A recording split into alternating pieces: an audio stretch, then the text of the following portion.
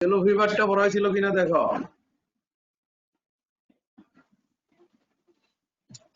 আমার মনে হয় নাই। ইয়েলো ফিভার হয়েছিল? আচ্ছা, ইয়েলো ফিভারটা হয় না। হয় নাই, ঠিক আছে। ইয়েলো ফিভারটা ইম্পর্টেন্ট পরীক্ষার জন্য, ভাইবার জন্য। এই জন্য ইয়েলো ফিভারটা আজকে ধরি, তারপর টাইফয়েড ফিভার সমস্যা করতে হয়ে যেতে পারে। তাহলে yellow fever is a zoonotic disease caused by arbovirus. এটা কিন্তু একটা জেনেটিক ডিজিজ। কেন এটা জেনেটিক কইছে? এটা ভার্টিব্রেট অ্যানিমাল থেকে, মাংকির থেকে মানুষের মধ্যে আসে।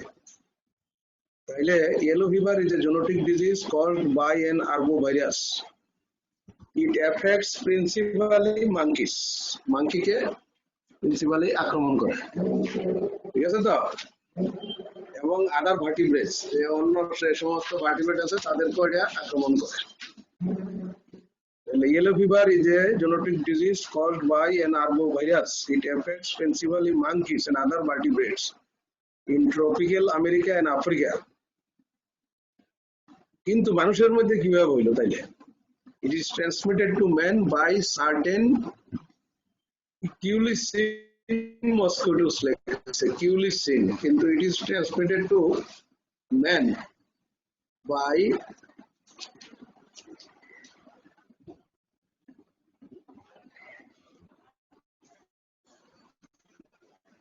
the bite of what?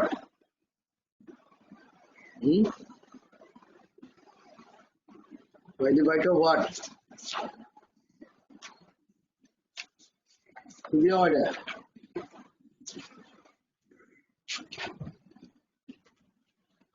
Mosquito, কোন মস্কিটো? হ্যাঁ, তোমার ওটা জানোই, জানো না কোন মস্কিটো দেওয়া হয়? এটা বলছে যে এটা ট্রান্সমিশনটা by the bite of mosquito. এর মধ্যে আমরা মনে করি Aedes aegypti. Aedes aegypti, Aedes aegypti. তাইলে অর্গানিজমটা হলো ইয়েলো ফিভার ভাইরাস। এটা one type of flavi virus fibricus. ভাইরাসটার নাম হলো ফ্লেভি ভাইরাস ফাইব্রিকাস।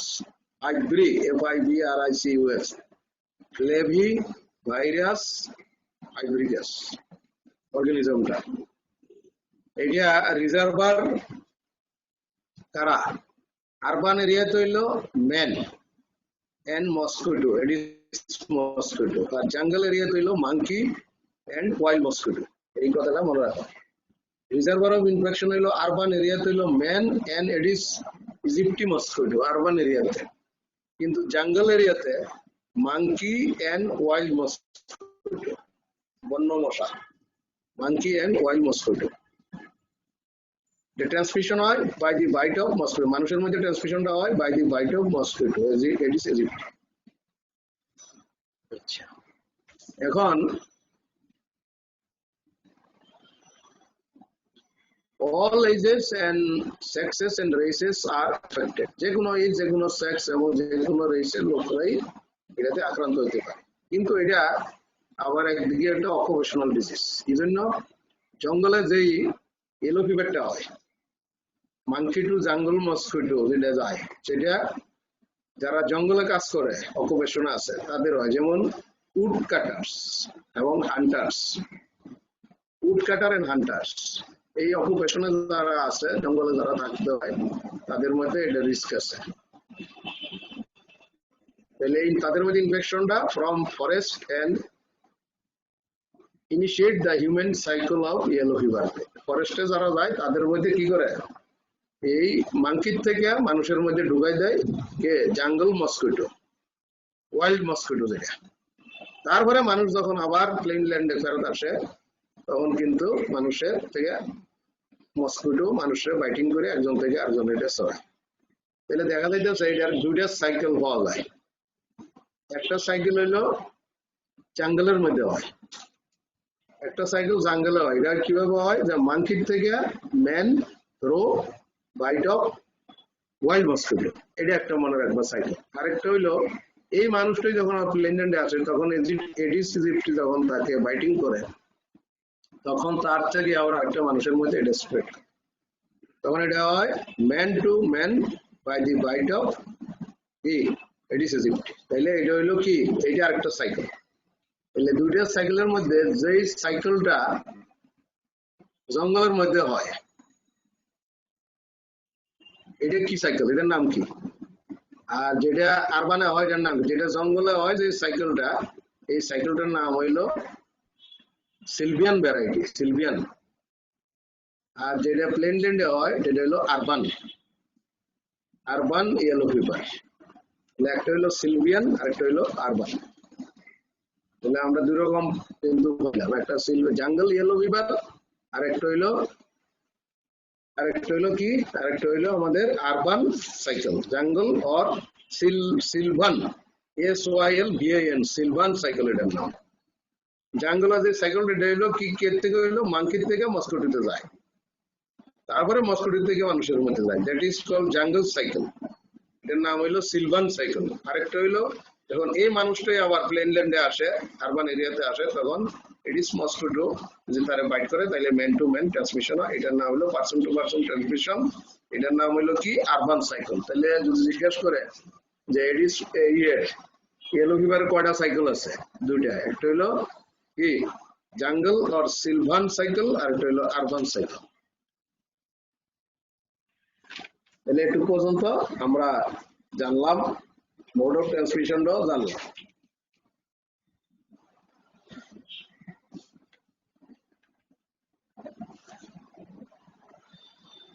রিজার্ভার কারা কারা? একটা হইলাম man, sub clinical and clinical case, আর একটা হলো মস্কিটো, এডিস ইজিপ্টি, আর একটা হলো মাঙ্কি। তিনটা রিজার্ভার কিন্তু আছে। রিজার্ভার হলো তিনটা, একটা হলো ম্যান, একটা হলো মস্কিটো, একটা হলো মাঙ্কি।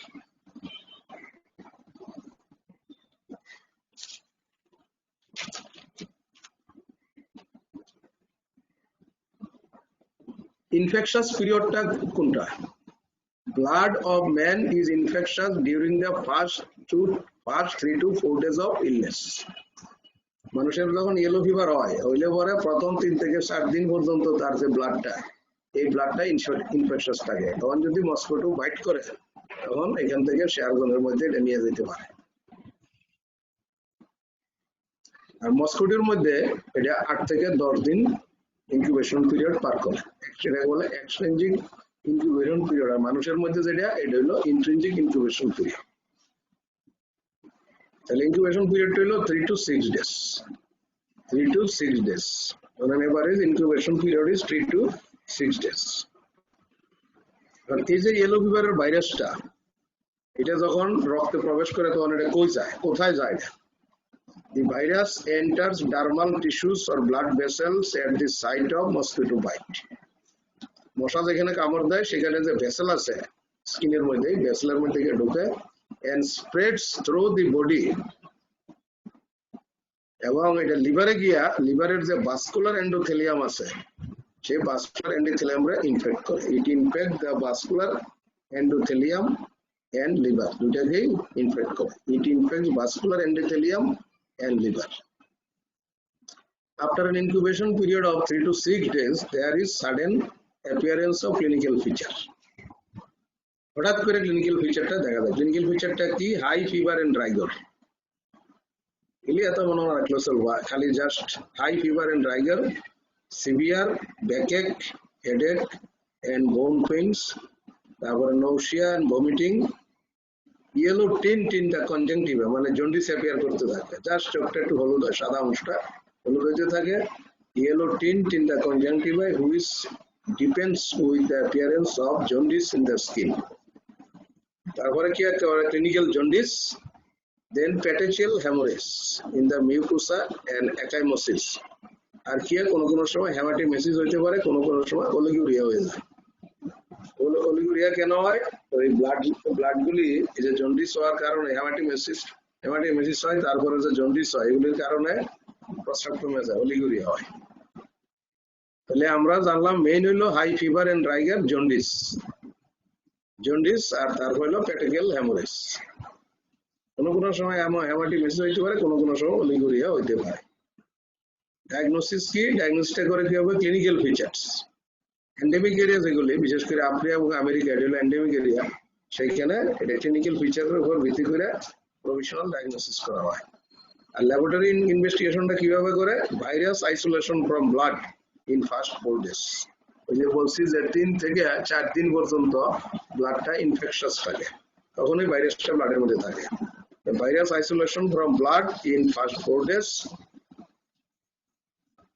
তারপর কি অ্যান্টিবডি টেস্ট করা হয়। অ্যান্টিবডি টেস্ট করলে দেখা যায় যে অ্যান্টিবডিটা 4 গুণ বেড়ে যায়, 4-fold rise in antibody titre. এবং যদি কেউ মারা যায় তখন তার পোস্টমর্টেম লিভার বায়োপসি করলে এটা পাওয়া যায়, কনফার্ম করা যায়। পোস্টমর্টেম লিভার বায়োপসি করলে এটা কনফার্ম করা যায়। তাহলে মোটামুটি আমরা ডায়াগনোসিস করব clinically and laboratory investigation. Laboratory investigation মধ্যে ভাইরাস আইসোলেশন, অ্যান্টিবডি এবং পোস্টমর্টেম লিভার বায়োপসি। এখন prevention and control. Prevention and কন্ট্রোলের মধ্যে এটা একটা ইন্টারন্যাশনালি নোটিফাইবল ডিজিজ, এটা খেয়াল রাখতে হবে। স্টার চিহ্নে লিখে রাখবে it is an internationally notifiable disease, yellow fever. যখন ওই একটা কেসও দেখা দিব তখন এটা নোটিফাই করতে হবে। তাইলে প্রথম হইলো notification. Yellow fever is an internationally notifiable disease, এটা WHO কে জানাইতে হয়। তারপরে পেশেন্টের আইসোলেট করতে হবে, isolation of the patient and suspected cases, এবং এদেরকে নার্সিং করতে হবে under the mosquito net. Under the mosquito net. এই ভাইরামিক স্টেজটা পার হওয়ার পর, মানে 3 থেকে প্রথম 7 দিন যে ইনফেকশাস পিরিয়ড, এই পিরিয়ড পর্যন্ত তার এইভাবে নার্সিং করতে হবে, আইসোলেশন করে। ট্রিটমেন্ট কোনো ডেফিনিট ট্রিটমেন্ট নাই, ট্রিটমেন্ট হলো সাপোর্টিভ। বিশেষ করে খেয়াল রাখতে হবে ফ্লুইড এন্ড ইলেকট্রোলাইট ব্যালেন্সটা ঠিক রাখতে হবে। ইউরিন আউটপুট এবং ব্লাড প্রেশারটা চেক করতে হবে এটা ঠিক আছে কিনা। এবং কোনো সময় ব্লাড ট্রান্সফিউশনের দরকার হইতে পারে, প্লাজমা এক্সপান্ডার দরকার হইতে পারে, এবং পেরিটোনিয়াল ডায়ালাইসিসের দরকার হইতে পারে। ওই কিডনি ফেলিউর হইলে পেরিটোনিয়াল ডায়ালাইসিস করা রাখছে। তাহলে কি লাগতে পারে? Blood transfusion, plasma expander and peritoneal dialysis. কি কথা শোনা যাইতেছে তো? লিখতে পারতেছ তো নাকি শুনতে পারতেছ তো নাকি? জি স্যার। না শোনা না গেলে আমার জানাইও কিন্তু। এখন প্রিভেন্টিভ মেজারের মধ্যে একটা হইলো কোয়ারেন্টাইন। যারা নন ইমিউনাইজড পারসনস তাদেরকে কোয়ারেন্টাইন করতে হবে কমপক্ষে 9 দিন, for 9 days। Non immunised persons are put in quarantine for 9 days। এরপর কি করতে হবে? ওই রোগীর যে সমস্ত কন্টামিনেটেড আর্টিকেলস আছে এগুলা ডিসইনফেক্টেড করতে হবে। House and contaminated articles of the patient should be disinfected করতে হবে। এবং আর কি করতে হবে? ভেক্টর কন্ট্রোল করতে হবে, মানে eradication and control of Aedes aegypti is the key prevention of urban or rural yellow fever। এটা কি ভেক্টর কন্ট্রোলটা কি এটা আর এখানে বর্ণনা করলাম না আমি, কারণ এটা তো তোমরা জানোই। ডেস্ট্রয়িং দ্য ব্রিডিং সাইট, তারপরে monitoring of Aedes mosquito, anti adult measure, anti larval measure, এগুলো হইলো কি ভেক্টর কন্ট্রোল। তারপর হইলো কি ইমিউনাইজেশন। এটা ইম্পর্টেন্ট খুব ভাইবার জন্য। এডিস ইয়েলো ফিভারের immunisation. A single vaccination with an 70D yellow fever vaccine। এই ভ্যাকসিনটার নাম হলো 17D yellow fever vaccine। একটা ভ্যাকসিনই দিতে হয় এবং এটার মেয়াদ হইলো 10 বছর। 10 বছর পর্যন্ত এটা প্রোটেকশন দিতে পারে অনেকদিন। ডোজ হইলো 0.5 ml সাবকিউটেনিয়াস দিতে হয়। 5 ml সাবকিউটেনিয়াসলি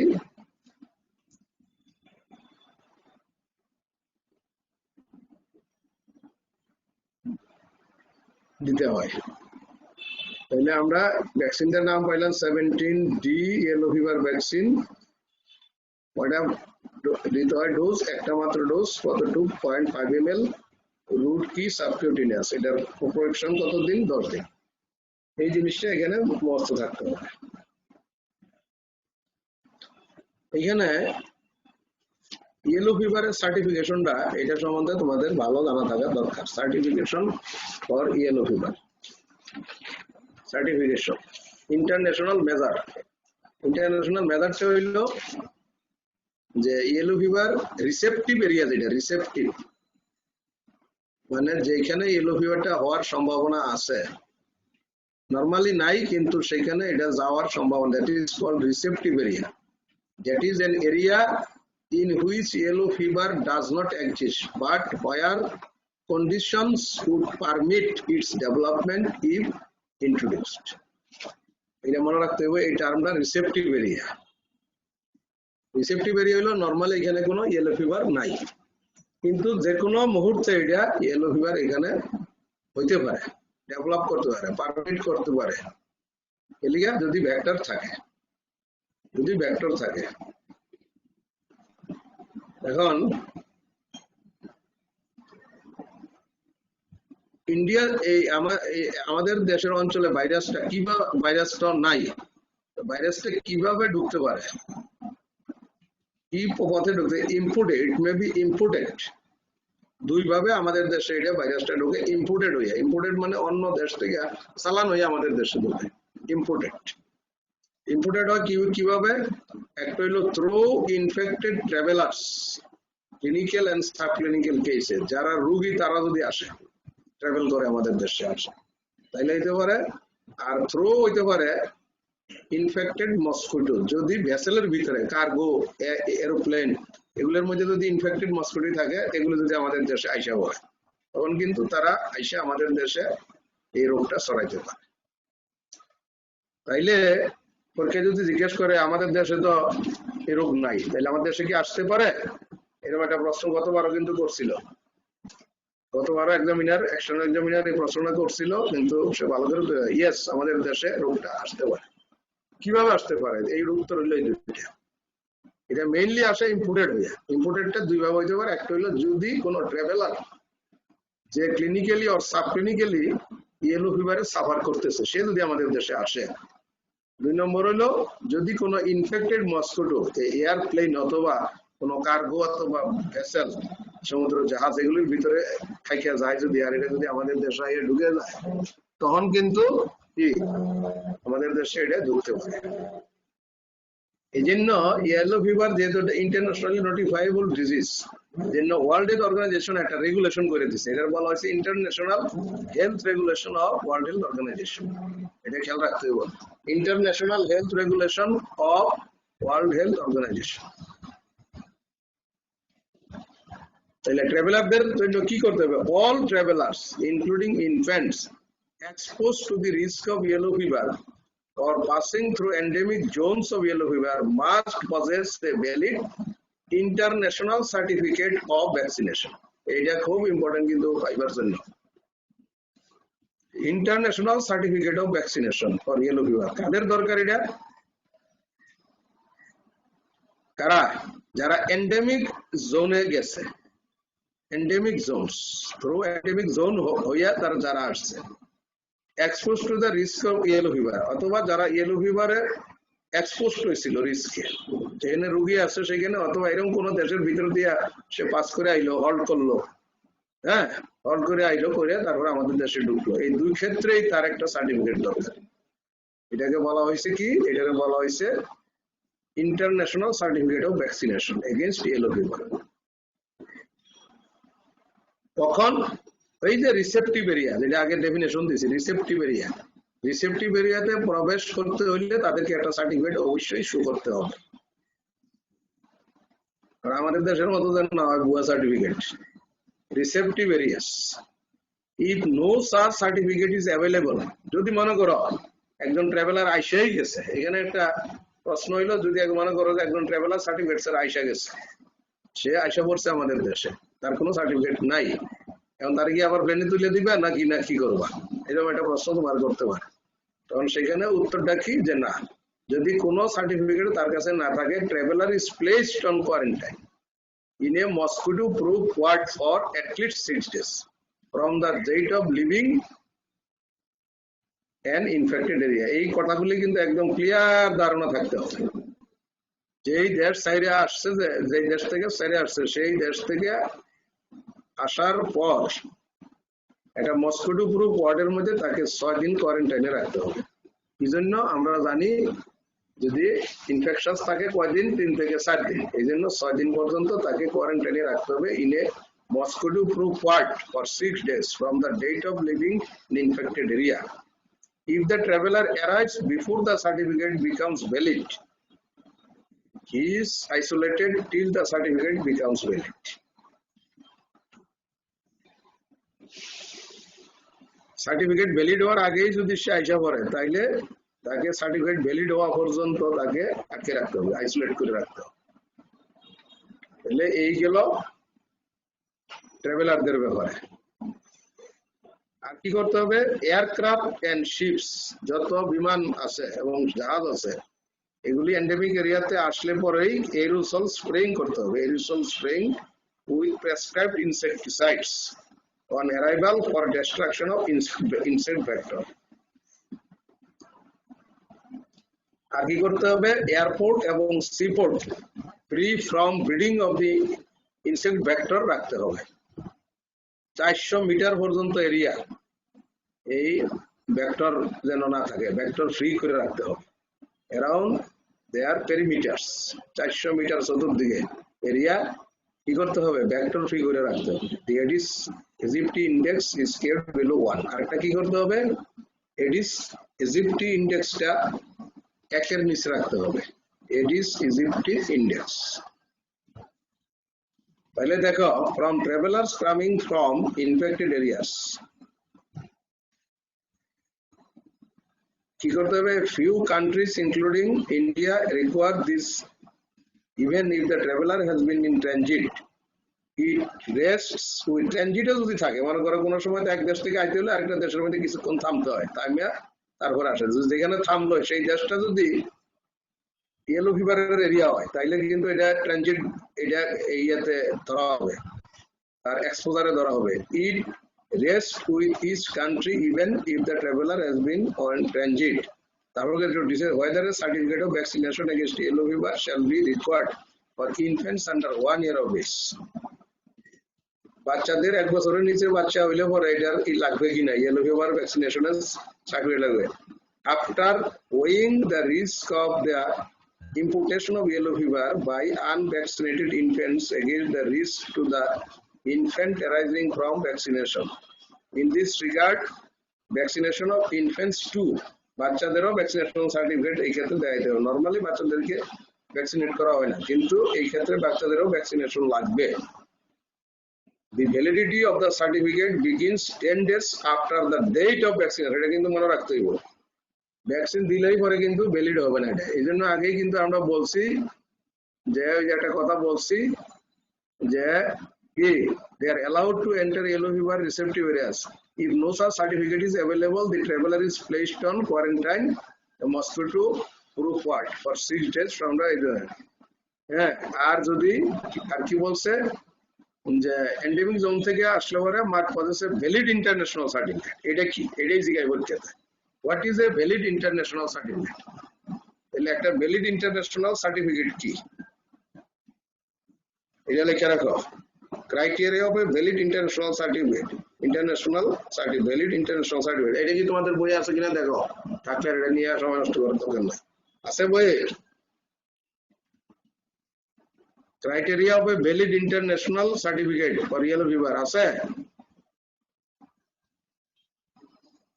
কি, আছে না নাই, বই তো নাই স্যার, নাই। তাইলে এটার কি হইলো, 1 নম্বর লেখো, vaccination must be given at N officially designated centre. ওই এর মতন না আর কি, 1.5টার মতো না, এরকম যেন না হয়। Vaccination must be given at N officially designated centre, 1 নম্বর কথা, 1 নম্বর পয়েন্ট। সার্টিফিকেট মাস্ট, 2 নম্বর পয়েন্ট লেখো, the certificate must be validated with the official stamp of the Ministry of Health of the government of the concerned country. Certificate must be validated with the official stamp of the Ministry of Health of the concerned country government. এটা লেখা।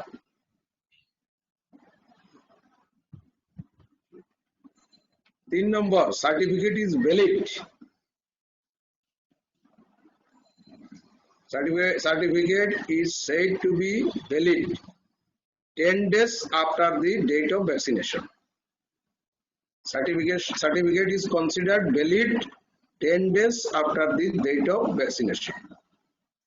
এবং validity পরের point লাগা validity remains up to 10 years.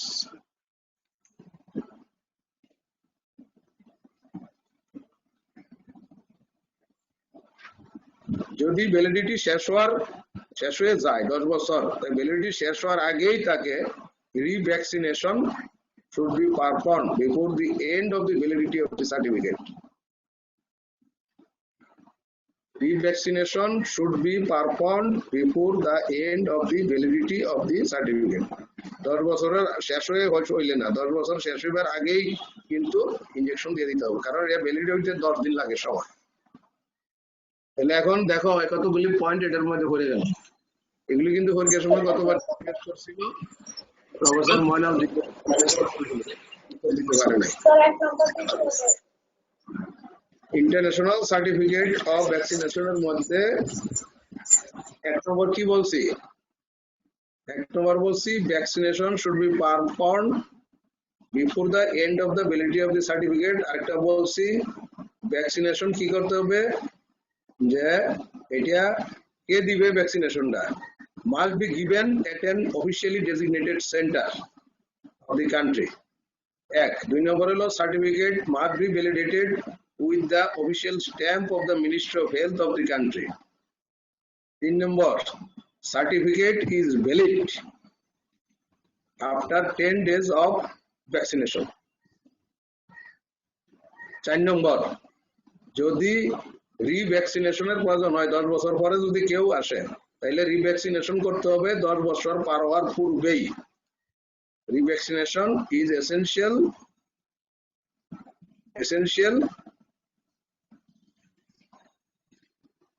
তোমরা starting on the day, starting কখন start করতে হবে, 10 বছর পূর্ণ হওয়ার আগে, before 10 years, completion of 10 years. সার্টিফিকেটটা তখনই ভ্যালিড ধরা হবে if it confirms with the model prescribed under the international Health regulation. এবং এটার সার্টিফিকেটের যে এটা প্রোফর্মাটা ইন্টারন্যাশনাল হেলথ রেগুলেশনের প্রোফর্মা তো থাকতে হবে।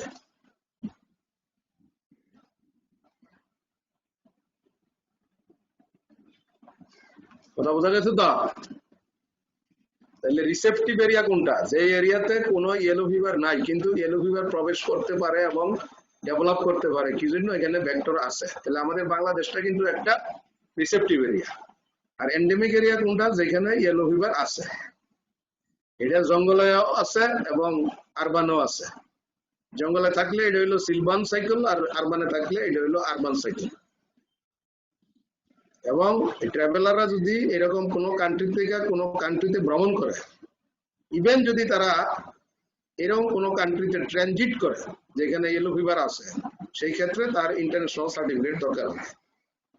2 ক্ষেত্রে দরকার হবে। যেই কান্ট্রিতে তারা যেই কান্ট্রিতে তারা থাকতো, সেই কান্ট্রি থেকে তারা বাংলাদেশে আসতেছে মনে করো, তাহলে তার লাগবে সার্টিফিকেট। আবার সে মনে করো আসার সময় এমন কোন কান্ট্রিতে সে হল করছে, ট্রানজিট করছে যেখানে ইয়েলো ফিভার আছে, তাহলে তারও ইন্টারন্যাশনাল সার্টিফিকেট লাগবে। তাহলে এই জন্য বলছে যে সরাসরি ট্রাভেল করলেও লাগবে, ট্রানজিট করলেও লাগবে। এবং এই সার্টিফিকেটটার মধ্যে সার্টিফিকেটটার কি কি ক্রাইটেরিয়া থাকতে হবে সেগুলো কিন্তু আমি খুব সুন্দর করে বলে দিলাম পয়েন্টগুলি। এই পয়েন্টগুলি একদম মুখস্থ করতে হবে। বাস শেষ। ইয়েলো ফিভারে আর এমন কিছু আমাদের নাই।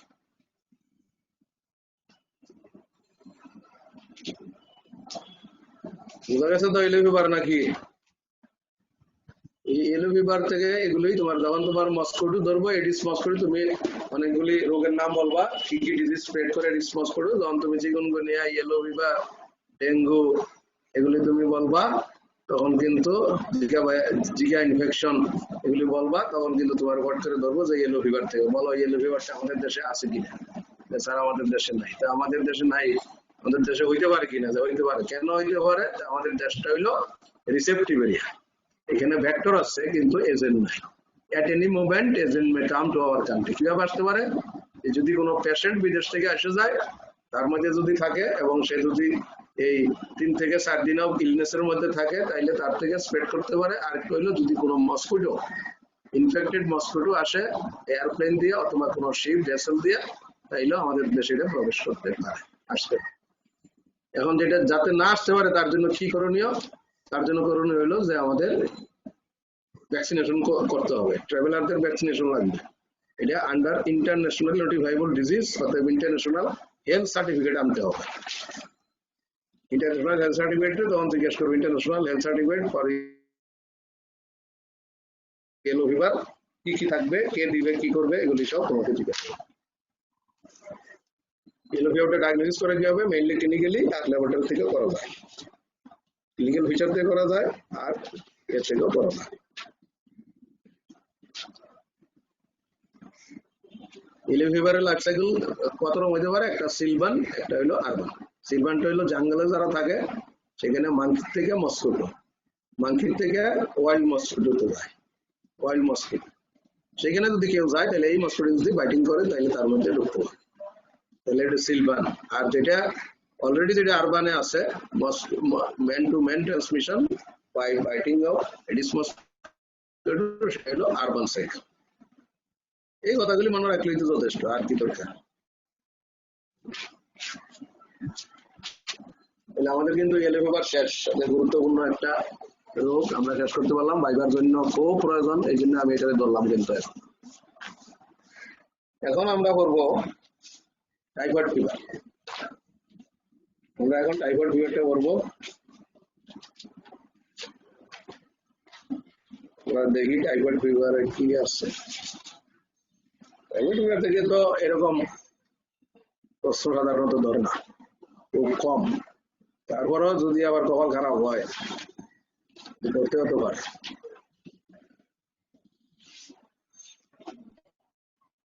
তারপরে কি থাকে,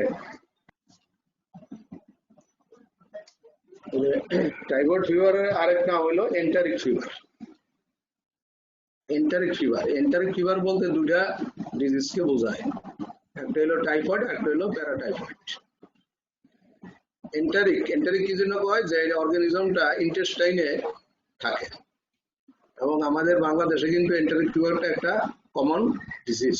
এন্টারিক ফিভার এটা কিন্তু সারা পৃথিবীতেই আছে, it is also world wide. সারা পৃথিবীতেই এন্টারিক ফিভার আছে, অকারেন্স ইজ ওয়ার্ল্ড ওয়াইড। অর্গানিজমটা কি? সালমোনেলা টাইফি আর সালমোনেলা প্যারাটাইফি এ, বি এবং সি। তোমাদের বইটা খোলো, দেখো এখানে আছে মনে হয় Salmonella typhi, Salmonella paratyphi A, B এবং সি, এগুলো অর্গানিজম। রিজার্ভার কারা? রিজার্ভার মানে সোর্স হলো কারা? Human, both cases and carrier. Reservoir কিন্তু দুই ফর্মে থাকতে পারে, কেস ফর্মে এবং ক্যারিয়ার ফর্মে। বোথ কেসেস এন্ড ক্যারিয়ার দুই ফর্মে রিজার্ভার থাকতে পারে। সোর্স অফ ইনফেকশনটা কি? এই জীবাণুটা মানুষের শরীর থেকে বেরো স্টুল দিয়া এন্ড ইউরিন দিয়া, stool and urine of a case or a carrier. এখন ইনফেক্টিভ ম্যাটেরিয়ালটা কি? contaminated food, milk or water. Contaminated food, milk or water. Contaminated. কি দিয়া contaminated? With that organism. রোগটা কিভাবে আমাদের শরীরে ঢোকে? ট্রান্সমিশনটা হইলো ফিকাল অরাল রুট। সংক্ষেপ সংক্ষেপ জানলে হইলো faecal oral route. Faecal oral route. এখন এই জীবাণুটা যখন মানুষের শরীরে ঢোকে, এটার টাইফয়েড, টাইফয়েড ফিভার একটা ন্যাচারাল হিস্ট্রিটা একটু শুনে রাখো। রিজার্ভার বলছি patient and the carrier. Carrier দুই রকম হইতে পারে, একটা ক্রনিক ক্যারিয়ার আর একটা হলো কনভালেসেন্ট ক্যারিয়ার। ক্রনিক ক্যারিয়ার হলো যে কমপক্ষে 1 বছর পর্যন্ত এই ব্যাকটেরিয়াটা এক্সক্রিট করে। who excretes salmonella for at least 1 year, এটা বলা হয়েছে ক্রনিক ক্যারিয়ার।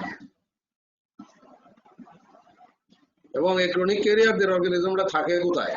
গল ব্লাডারের মধ্যে। এটা বোধহয় পড়াইছিলাম নাকি আমি? এই যে টাইফয়েড মেরির কথা বলছিলাম, খন্তা নিয়ে যে দৌড়ানি দিছিল, স্যাম্পল কালেকশন খন্তা দিয়ে দৌড়াইছিল টাইফয়েড মেরি। তাইলে এই মেরির কোন জায়গার মধ্যে পাওয়া গেছিল? মেরির গল ব্লাডারের মধ্যে ছিল। পরে যখন মেরির কোলেসিস্টেক্টমি করে দিচ্ছে তখন এটা সেরে গেছে, আর কেউ রয়নি পরে। তাইলে ক্রনিক ক্যারিয়ার, কনভালেসেন্ট ক্যারিয়ারটা কি? Individual who expel the Salmonella 6 to 8 weeks after which their numbers diminish rapidly. রোগ থেকে আরোগ্য লাভ করার পর 6 থেকে 8 সপ্তাহ পর্যন্ত যারা এটা এক্সিড করে কনভালেসেন্ট পিরিয়ড থেকে, সেই পিরিয়ডে মানে 6 to 8 weeks তাদেরকে বলা হয়েছে কনভালেসেন্ট ক্যারিয়ার।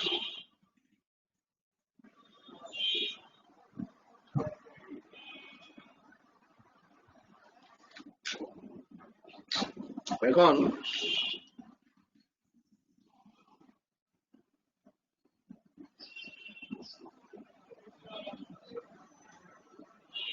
তাহলে মোড অফ ট্রান্সমিশন হলো via the faecal oral route, through water, milk and food contaminated with faeces and urine, flies অথবা rarely through fomites. Rarely fomite, mainly এটা ফুডবর্ন ডিজিজ। ফুডের মধ্যে food and water borne disease. Water borne incubation period হলো 10 থেকে 14 দিন। এখন একটা লোক ক্যারিয়ার কিনা, এটা যদি কেউ লিখতে চাও, মানে অনুসন্ধিৎসু মনে যদি কেউ লিখতে চাও, ইনকুইজিটিভ মাইন্ডে লিখতে পারো।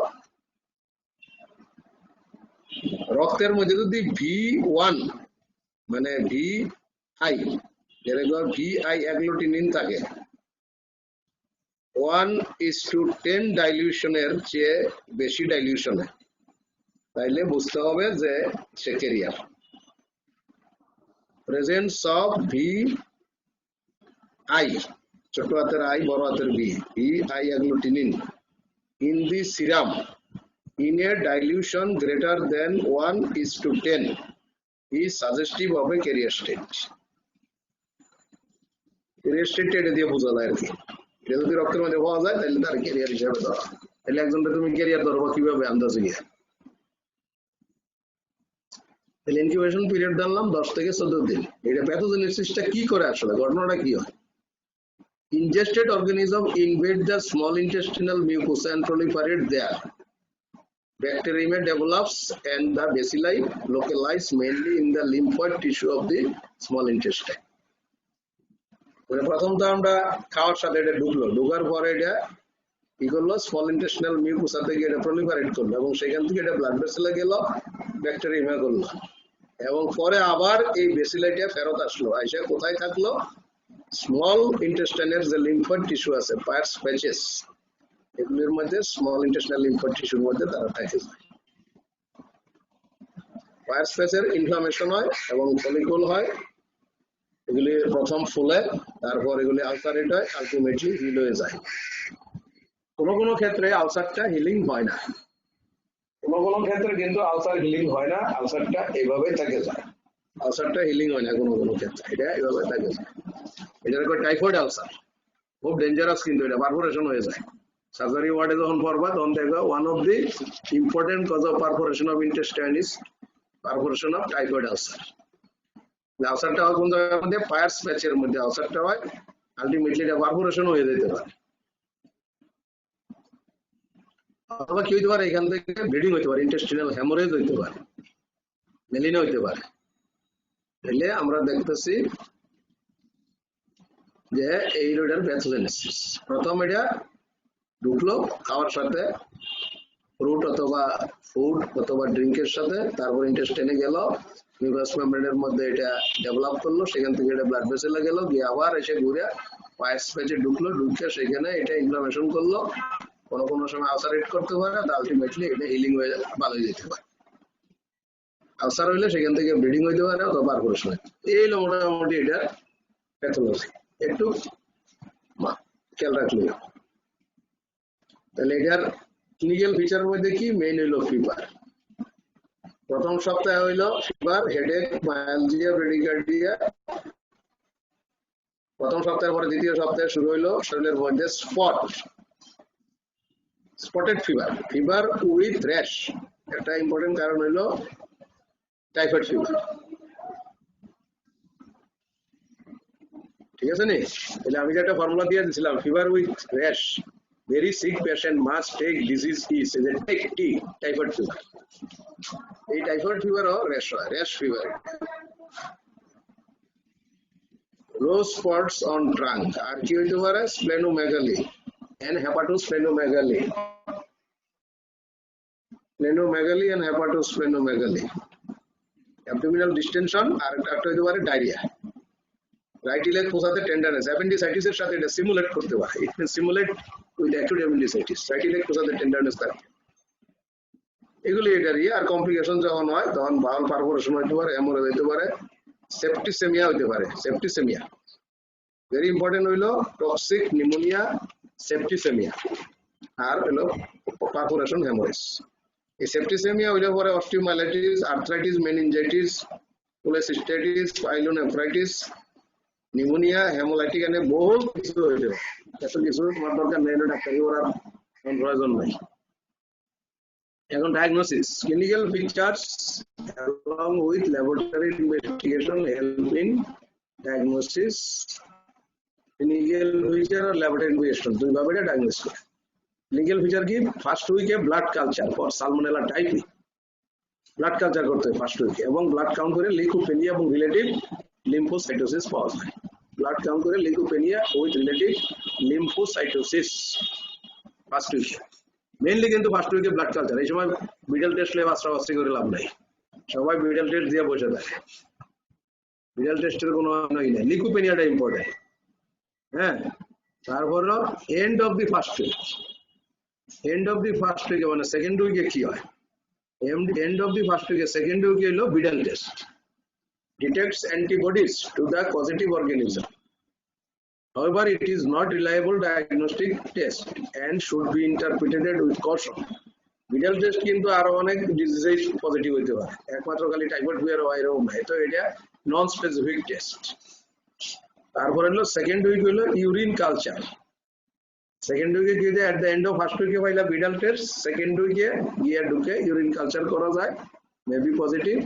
সেকেন্ড উইক টু থার্ড উইকে stool culture may be positive, stool culture. তাহলে এখানে কালচার পাইলাম আমরা কি? Blood culture, urine culture, stool culture. First week হইলো ব্লাড কালচার, সেকেন্ড উইকে হইলো ইউরিন কালচার, থার্ড উইকে হইলো স্টুল কালচার। আর সেকেন্ড উইকে আরেকটা টেস্ট করে অনেকে, এটা হইলো বিডাল test.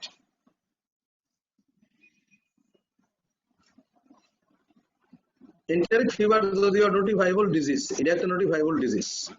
Enteric fever is a notifiable disease. এটা নিয়ারেস্ট হেলথ অথরিটি, বাংলাদেশের অথরিটিতে জানাইলে ইন্টারন্যাশনাল নোটিফাইবল ডিজিজ না, ন্যাশনালি নোটিফাইবল ডিজিজ। হ্যাঁ, তারপরে কি করতে হবে? পেশেন্ট আইসোলেট করতে হবে। Patient must be nursed in isolation, preferably in an isolation unit. যেহেতু ইনফেকশাস পেশেন্ট, তার একটু আলাদা রাখাটাই উচিত। ট্রিটমেন্ট কি? সেভারাল অ্যান্টিবায়োটিক্স আছে অনেক ধরনের, এগুলি আর দরকার নেই মস্ত করার। সিপ্রোফ্লক্সাসিন, ক্লোরামফেনিকল, কোট্রাইমোক্সাজল, অ্যামোক্সিসিলিন, আরো বহু ওষুধ আছে, এগুলি তোমাদের দরকার নেই। প্রিভেন্টিভ মেজারের মধ্যে ইমিউনাইজেশন আছে, anti typhoid vaccines available for active immunization, and it is the only specific preventive measure, though it does not give 100% protection. Anti-typhoid vaccine আছে, TABC ভ্যাকসিন আগে ভালো হতো, টাইফয়েড, প্যারাটাইফয়েড, ABC, এটা ভ্যাকসিনই আছে আলাদা, TABC এটা দিতে হয়। আর কমিউনিটিতে কি করতে হবে? Provision of safe drinking water রাখতে হবে, স্যানিটারি ডিসপোজাল অফ এক্সিটা করতে হবে, প্রপার ফুড স্যানিটেশন করতে হবে, মিল্ক পাস্তুরাইজ করতে হবে, টাইফয়েডের সমস্ত ক্যারিয়ার খুঁজে বার করতে হবে, আর জনগণকে সচেতন করার জন্য হেলথ এডুকেশন দিতে হবে। Health education about alertness of the patient and keeping of personal cleanliness. Anti-typhoid vaccine কত রকম আছে? একটা হইলো monovalent typhoid vaccine, monovalent typhoid, inactivated injectable typhoid vaccine, inactivated injectable typhoid vaccine হলো monovalent typhoid vaccine। আরেকটা আছে টাইফিম V1, টাইফিম V1, এই দুই ধরনের ভ্যাকসিন আছে আর লাইভ অ্যাটিনুয়েটেড ওরাল ভ্যাকসিনও আছে লাইভ অ্যাটিনুয়েটেড ওরাল ভ্যাকসিনও আছে তাহলে মনোভ্যালেন্ট টাইফয়েড ভ্যাকসিন আর আছে টাইফিম V1 এই টাইফয়েড ভ্যাকসিনটা এই যে মনোভ্যালেন্ট টাইফয়েড ভ্যাকসিন এটা primary dose of 0.5 ml intramuscular or deep subcutaneous প্রথম দিল দেওয়ার পরে 0.5 ml intramuscular or deep subcutaneous 4 to 6 weeks later 4 থেকে 6 সপ্তাহ পর আবার আরেকটা প্রথমটা দেওয়ার 4 থেকে 6 সপ্তাহ পর আরেকটা 0.5 ml intramuscular or deep subcutaneous booster দিতে হবে এভরি 3 years চিলড্রেনের বেলা হাফ দি অ্যাডাল্ট ডোজ এটা মনে রাখো মনোভ্যালেন্ট টাইফয়েড ভ্যাকসিন এটার ইমিউন রেসপন্স প্রোটেকশন অন এফিকাসি কতদিন monovalent vaccine evokes anti-H antigen antibody in serum and confirms about 75% protection with 1 dose for 1 year 2 doses of the vaccine at an interval of 4 to 6 weeks give protection for 3 years or more এটাই খেয়াল রাখবে আর অন্য vaccine দরকার নাই আর live অ্যাটিনুয়েটেড oral vaccine যেটা it contains an attenuated strain of Salmonella typhi known as TY21A. এটা আমাদের দেশে দেয় না ওরাল ভ্যাকসিন নাই এলে হয়ে গেল আমাদের টাইফয়েড সম্পর্কে আমরা জানলাম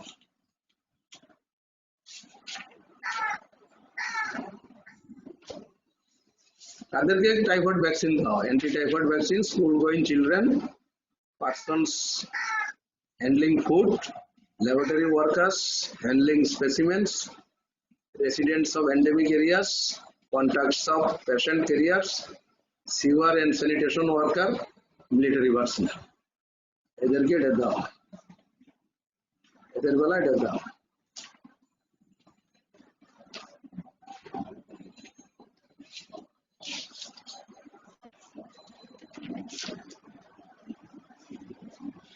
একটা কান্ট্রিতে যদি আমরা টাইফয়েড ফিভার কমাইতে চাই তাহলে সহজ পদ্ধতি এটা জিজ্ঞেস করবো একেবারে চিপেস্ট একটা প্রসিডিউর কি এটা কান্ট্রিতে আমরা টাইফয়েড কমাইতে চাই কি করলে এটা কন্ট্রোল যাবে সহজ দুটো অ্যাক্টিভিটিস কর একটা হলো improvement of personal hygiene and food sanitation improvement of personal hygiene and food sanitation আরেকটা হলো কি sanitary disposal of excreta এই দুটো হলো মেইন কাজ খাদ্য ঠিকমতো ভালো করে ঢেকে রাখা বাজার থেকে খাদ্য আনলে এটা ভালো করে ধুয়ে খাওয়া এবং এটা ভালো করে ফুটিয়ে খাওয়া এবং ঠিকমতো এটা কভার করে রাখা খাওয়ার আগে অবশ্যই হাত ধোয়া পার্সোনাল হাইজিনের মধ্যে এতটুকুই ইম্পর্টেন্ট কি করতে হবে পায়খানা ওপেন করা যাবে এটা সবসময় স্যানিটারি ল্যাট্রিন ইউজ করতে হবে স্যানিটারি ল্যাট্রিন ইউজ করলে সুবিধাটা কি যে এটার সাথে কি ওয়াটার সাথে ওয়াটার পলিউশন সয়েল পলিউশন তারপরে ফুড পলিউশন এগুলি কোনো কিছুই হওয়ার সম্ভাবনা থাকে না যেহেতু মাছে ফ্লাই এটার মধ্যে ব্রিড করতে পারে চাষ করতে পারে এটা তোমার জিজ্ঞাসা করবে টাইফয়েড ফিভার যদি আমরা একটা সোসাইটি যদি টাইফয়েড ফিভার আমরা কমাইতে চাই তাহলে আমাদের করণীয়টা কি সহজ একটা কমিউনিটিতে কিভাবে কন্ট্রোল করা যায় এক নম্বর হইলো ইমপ্রুভমেন্ট অফ পার্সোনাল হাইজিন 2 নম্বর হইলো ফুড স্যানিটেশন 3 নম্বর হইলো sanitary disposal of hygienic disposal of excreta আর সেফ ওয়াটার কনজাম্পশন নিরাপদ পানি ব্যবহার করতে হবে এই কাজটুকু করলেই কিন্তু এটা আর একটা লাগাই দিবা সাথে কমন আছে health education community awareness development করতে হবে কমিউনিটিকে সচেতন করে না করলে তুমি যত কথাই বলো না কেন কোনো কথাই কোনো কাজে লাগবে না সব কথাই হয়ে যাবে অসার আর কিছু আসেনি না নাই এখন কোনো প্রশ্ন থাকলে বলতে পারো 7-8 মিনিট সময় আছে 8 মিনিট সময় আছে বললে বলতে পারো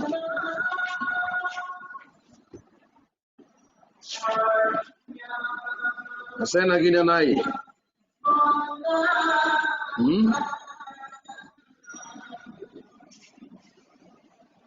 পরীক্ষার জন্য কিন্তু দরকার দরকার নাই যে তা না কিন্তু, কারণ ইয়েলো ফিভারটা খুব দরকার। ইয়েলো ফিভারে কিছু ভিডিও প্রশ্ন আছে, এগুলি তো বই লই দেবে, প্রশ্ন তো সবাই তোমাদের কাছে আউট করা হয়ে গেল, আর প্রশ্ন বাকি রইল, এরপরে তো দেখা যাইব তোমাদের মুখ দিয়ে কথা আসে। এক্সামিনার বলবে কি পড়ান আপনারা, ছাত্ররা তো পারে না, ওরা তো খুব দুর্বল। হ্যাঁ, মানে দুর্বল যে কি দুর্বল তোমরা, এটা তো এক্সামিনার জানে না কোন দিক দিয়ে যে তোমরা দুর্বল। এই যে এখন কত জনের নাম উঠে আছে, মাহমুদা আক্তার, মরিয়ম আক্তার, দীপঙ্কর শাহ, নাবিদ আঞ্জুম, এরকম বহু জনের নাম উঠছে দেখা যায়। এখন নাম যারা উঠছে তারা কতটুকু লেখছে, কতটুকু শুনছে, কতটুকু ধারণ করছে, কতটুকু বাসায় গিয়ে আবার বইটা খুলে একটু দেখে, তাইলে না আমি যেগুলি কিন্তু বলতেছি প্রত্যেকটা চ্যাপ্টারের সময় যেটা জিজ্ঞেস করতে পারে প্রশ্ন, দুটা প্রশ্ন কিন্তু আমি সব বলে যাই। রুটিন প্রশ্ন তো তোমরা জানোই, যেমন what is yellow fever, what are the কি করে signs and symptoms of yellow fever, তারপরে এটার ভেক্টর কি, তারপরে এটার কয়টা সাইকেল আছে, তারপরে এটা কিভাবে ট্রান্সমিশন হয়, এগুলি কমন পেড কোয়েশ্চেন। কিন্তু ওই যে health regulation, international Health regulation সার্টিফিকেটটা সম্পর্কে যে প্রশ্নগুলি, রিসেপটিভ এরিয়াটা কি, এগুলি কিন্তু টুকিটাকি প্রশ্ন, এগুলি তোমাকে ভালো করে জানতে হবে। রবিউল ইসলাম কই আছে নাকি? রবিউল, কি অবস্থা রবিউলের? জি sir, present sir. Present, present তো বুঝলাম, মনে কথা শোনা গেছে নি সব ঠিক মতো না? জি স্যার, শোনা গেছে স্যার। কিছু কিছু লেখা হয়েছে তো নাকি না? বইটা আনছিলে তো সাথে? জি স্যার, আনছি স্যার, সবকিছু স্যার লিখতেছি স্যার। তোমাদের যে আদরের বইটা শয়নে স্বপনে নিদ্রায় জাগরণে এন্ডিভার, এন্ডিভারটা আছে তো সাথে? আসেনি এন্ডিভার না নাই? আছে স্যার। আছে। এন্ডিভারের আছে বাংলা স্যার। অর্থ কি? এন্ডিভারের বাংলা অর্থ কি কত দেখি, কে জানে? বইটা, হ্যাঁ বইটা নিয়ে যে ঘুরতেছ, এন্ডিভার নাম দিচ্ছে এত সুন্দর, এটার বাংলা অর্থটা কি? স্যার প্রশান্তি। না, এন্ডিভার কথার অর্থ প্রশান্তি। এন্ডিভার মানে হলো অধ্যবসায়, সাধ্যায়, সাধ্যায়। এ মেয়ে ভালো কইছে, মেয়েরে ধন্যবাদ দেওয়া হইল, সে গেছে কাছাকাছি। অধ্যবসায় অথবা সাধ্যায়, চেষ্টা। আমি চেষ্টা করতেই আছি একদম, এটা আমি পরীক্ষা পাস করবই করব, মানে আমি একে অধ্যবসায়, আমার পাস করা করতেই হবে, এটাকে বলে অধ্যবসায়। তাহলে দেখো ইনফেকশন ডিজিজ কিন্তু অনেক পড়া হয়ে গেছে, এখন বাকি রয়েছে কোনটা কত দেখি? সামনের কালকে কি,